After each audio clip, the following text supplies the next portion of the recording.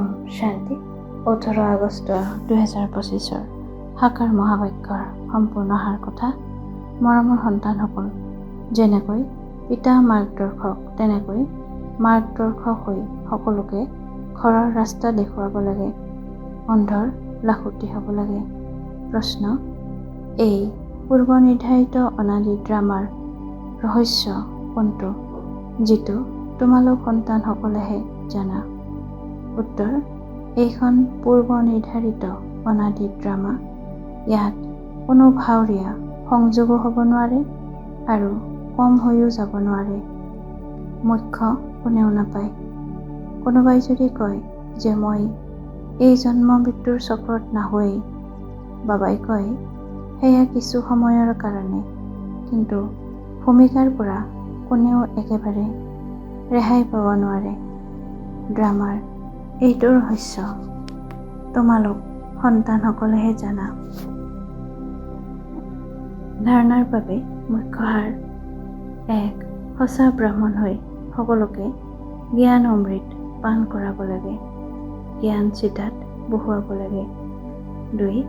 শৰীৰ নিৰ্বাহৰ অৰ্থে পেছাগত কাম কাজ আদি সকলো কৰি পতিতৰ পৰা পাৱন হ'বৰ কাৰণে পিতাৰ স্মৃতিত থাকিব লাগে আৰু সকলোকে পিতাৰ স্মৃতি সোঁৱৰাই দিব লাগে।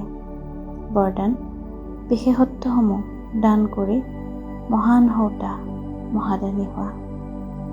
বিস্তাৰ: জ্ঞান দানটো সকলোৱে কৰে, কিন্তু তোমালোক বিশেষ আত্মাসকলে নিজৰ বিশেষত্বসমূহ দান কৰিব লাগে। তোমালোকৰ সন্মুখত যিয়েই আহে তেওঁলোকে তোমালোকৰ দ্বাৰা পিতাৰ স্নেহৰ অনুভৱ কৰক। তোমালোকৰ চেহেৰাৰ দ্বাৰা পিতাৰ চিত্ৰ আৰু চলনৰ দ্বাৰা পিতাৰ চৰিত্ৰ প্ৰত্যক্ষ হওক।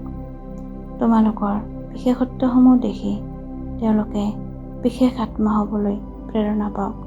এনেকুৱা মহাদানী হোৱা, তেতিয়া আদিৰ পৰা অন্তলৈকে পূজ্য আৰু পূজাৰী অৱস্থাতো মহান হৈ থাকিবা। শ্লোগান: সদায় আত্ম অভিমানী হৈ থাকোঁতাজনেই সকলোতকৈ শ্ৰেষ্ঠ জ্ঞানী। অব্যক্ত সংকেত: সহযোগী হ'বলৈ হ'লে পৰমাত্ম স্নেহৰ অনুভৱী হোৱা। যিসকল সদায় পিতাৰ স্মৃতিত স্নেহত লীন হৈ থাকি মোৰ বোধৰ ত্যাগৰ বৃত্তিত থাকে, তেওঁলোকৰ দ্বাৰাই পিতা প্ৰত্যক্ষ হয়। তোমালোক সন্তানসকল জ্ঞানৰ আধাৰত পিতাৰ স্মৃতিত সমাহিত হৈ যোৱা। এই সমাহিত স্থিতিয়েই হৈছে স্নেহত লীন স্থিতি। যেতিয়া স্নেহত লীন হৈ যোৱা, অৰ্থাৎ নিচাত মগন হৈ যোৱা, তেতিয়া পিতাৰ সমান হৈ যোৱা। ওম শান্তি।